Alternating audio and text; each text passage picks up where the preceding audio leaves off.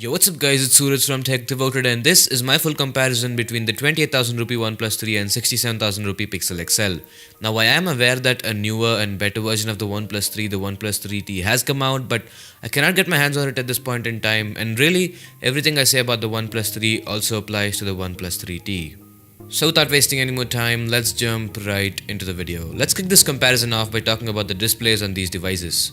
So both these phones feature 5.5-inch AMOLED screens and the similarity is pretty much in there. The XL has a Quad HD display whereas the OnePlus 3 has a Full HD display, and due to the high resolution, the XL gets a higher PPI density, and honestly, the difference is actually quite noticeable, especially when you're viewing stuff like text. The display on the XL is just so much better and there's no two ways about it. In terms of build quality, the OnePlus 3 is built out of metal versus the XL which is built out of glass and metal. Both of them feel super premium in the hand and neither will bend in your pocket. And which one you prefer in terms of looks really comes down to your opinion, but for me again it's the XL. Yes, the XL has a super big chin on the bottom, front, but there's something about the two-tone design that always brings me back to the XL.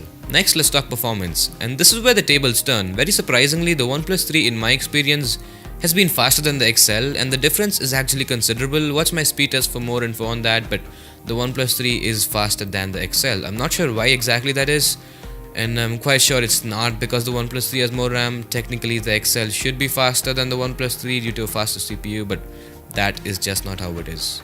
Now let's talk battery life. The OnePlus 3 has a 3000 mAh battery versus the 15% larger 3450 mAh battery on the XL. And without a doubt, the XL delivers better screen on times. I get around 5 hours of SOT on the XL versus around 4 hours 20 minutes on the OnePlus 3. But in terms of charging speeds, the OnePlus 3 blows the XL out of water. Dash charge is king. In just over an hour, the OnePlus 3 can fully charge from 0 to 100% versus the XL which takes just under 2 hours for the same.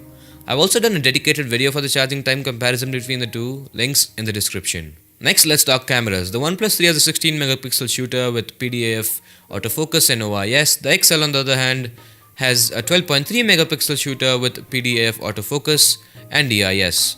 Now the XL may sound inferior on paper, but it isn't. So is the XL better than the OnePlus 3? No, that isn't the case either. Results from the two cameras are very comparable. Most people wouldn't be able to tell which phone took which photo in a lot of scenarios. Take a look at some of the on-screen samples. Both phones do amazing in well-lit environments. The OnePlus 3 takes a little bit longer to focus, but apart from that, it is totally fine. Even in low light, they both do a nearly equally good job. But where there is no comparison is in video recording. Both phones do 4K recording, but where the XL has an edge is in the stabilization department. The EIS on the XL just beats the crap out of the OIS on the OnePlus 3. The difference is seriously night and day. Next, let's talk software. Regardless of which phone you pick, the software experience is going to be really good because they both have stock Android. Okay, well, the OnePlus 3 has a little bit of load, but I would say it's not that much. But because the XL is Google's baby, it will be first in line to get any new Android updates. What about Assistant? Firstly, it's not amazingly helpful, so I wouldn't consider the lack of Assistant on the OnePlus 3 a deal breaker. But if you still desperately need it, I think there's a workaround to it. You can get Assistant on non-Pixel devices as well.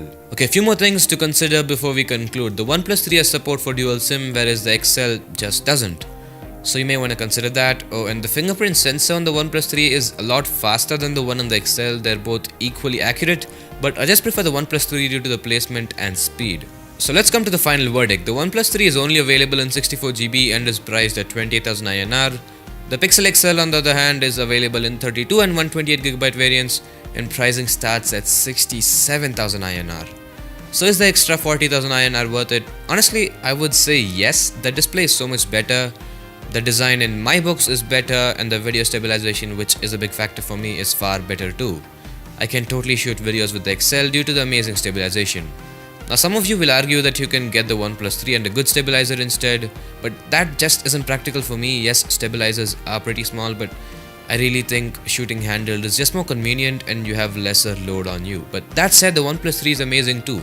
It does offer better value for money than the XL and you wouldn't at all be disappointed with the phone, but if money isn't a problem, I'd just get the XL.